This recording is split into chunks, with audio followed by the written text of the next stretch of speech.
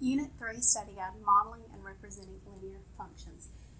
The first few questions about the first half of the study guide is going to be a review from last unit, simply because you have to know the last unit in order to do well on this unit.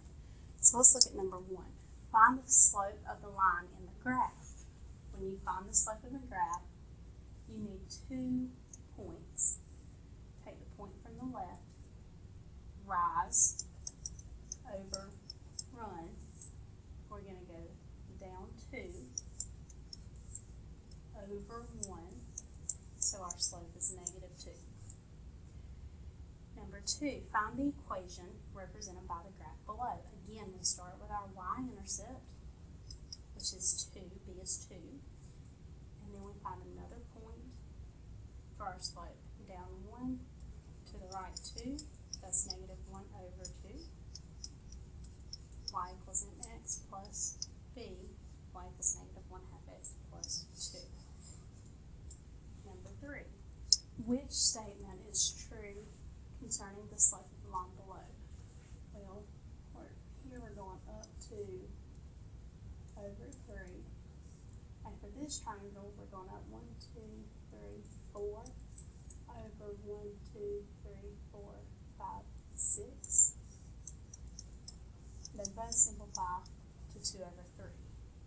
So we know it's not -2 over 3, and we know it's not 3 over 2, so it can't be B or C. A says the slope is equivalent to the simplified ratio of the horizontal leg, that's the run that's going left and right, to the vertical leg shown, of each triangle shown. Can't be that, it's rise over run. The slope is equivalent to the simplified ratio of the rise to the run, rise over run, of each triangle shown, and that is correct. Number 4. Write an equation that represents the line graph below. We're starting at our y-intercept, and b is 1. To find the slope, we go from left to right. From the left point to the right point, we got to go down first. Down 2 over 1, which simplifies to -2. Y equals -2x plus 1. Y equals mx plus b. And number 5, that's the same question. Find the equation of the line in the graph. We start with our y-intercept at -1. We're going to find another point. Our slope is -2. And then I went over 1, which simplifies to -2. Y equals mx plus b, y equals -2x minus 1. Number 5, use the table to answer the following questions. What is the starting amount for each function? Well, for apples, if you buy no tickets, you pay nothing. For oranges, again, if you buy nothing, you pay nothing, so the starting point for both is 0. 0 for both. Which function has a greater rate of change?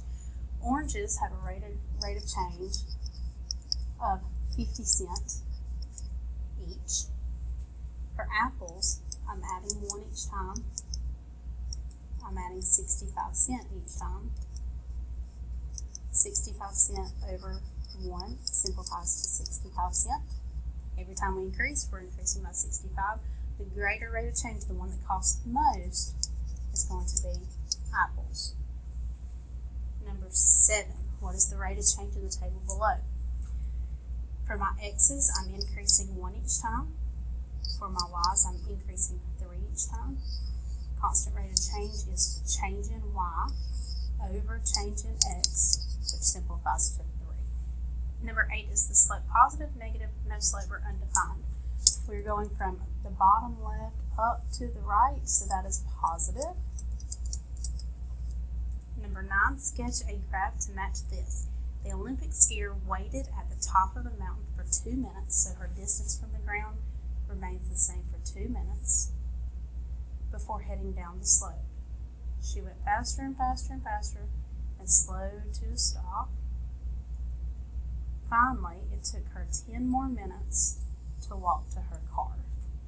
So we have the constant being consistently at the top of the mountain for 2 minutes, and then she's going faster and faster until she starts slowing down And once she reaches the bottom, she walks on the ground until she gets to her car.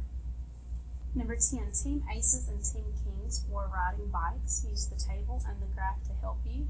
Describe the difference between the rates in the two teams. For Aces, we're increasing 1 for our X and 10 for our Y. So that is 10 miles per hour. For Kings, we're going up 2 over 1, which simplifies to 2. Describe the difference between the rates of the two teams. Aces, being 10 miles per hour, travels 8 miles per hour faster than Kings, because Kings only goes 2 miles per hour. Number 11. Of the four linear functions represented below, which has the greatest rate of change? A number y is 2 more than a number x, so that constant rate of change is 2. For B, the constant rate of change is 4. For C, we're going up 1 over 2. That's 1/2. For D, we're increasing 1 each time with our x.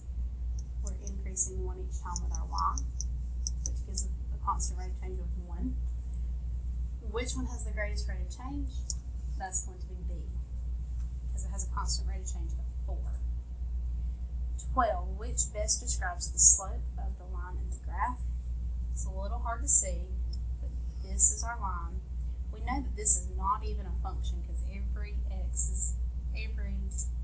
y value is exactly the same. Our x is repeating, it's consistently -2, so the x value is the same every time. X cannot repeat, so we know that it has to be D as an undefined slope. 13. Which of the following 4 sets of data represents a linear function? Well, we know it can't be this because that's not even a function.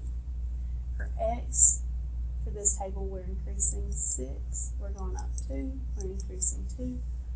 For our y, we're going from 2 to -1. That's -3.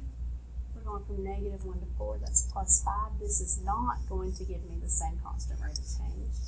So that's not linear. It's a function, but it's not a linear function. The graph, we have 2 points. We're going down 1, to the right 3. That has a constant rate of change. It's going to be our graph. And then for a number line, when you have 2 values listed on your number line, that's not going to be a linear function because it shows that it's -4 and 4, and we know that our x value cannot repeat. 14. Fill in the chart below and graph the line for y equals 3x minus 2. So you pick 4 numbers. It does not matter which one. I always like to include a negative and 0 and a positive number. 3 times -1 is -3. -3 minus 2 is -5. 3 times 0 is 0. Minus 2 is -2. 3 times 1 is 3. Minus 2 is 1. And 3 times 2 is 6. Minus 2 is 4. When I graph an equation, I start at my B, start at -2. My slope is 3, so from my y-intercept, I go up 3, and then to the right 1, and I graph that point. 15. Bob has $12, and he makes $5 per hour washing cars. This can be represented as y equals 5x plus 12. What does the slope represent? Well, the slope is the $5 per hour, so that is the amount per hour that he makes. We know it's not the number of cars washed because that is going to be our x. We know that it's not the total cost of the cars washed because your total is your y. And we know it's not the amount that he already has because that's your initial value, which is your B, so it has to be C. This concludes the first part of the video review for the study guide. Please watch the second part to get 16 through 30.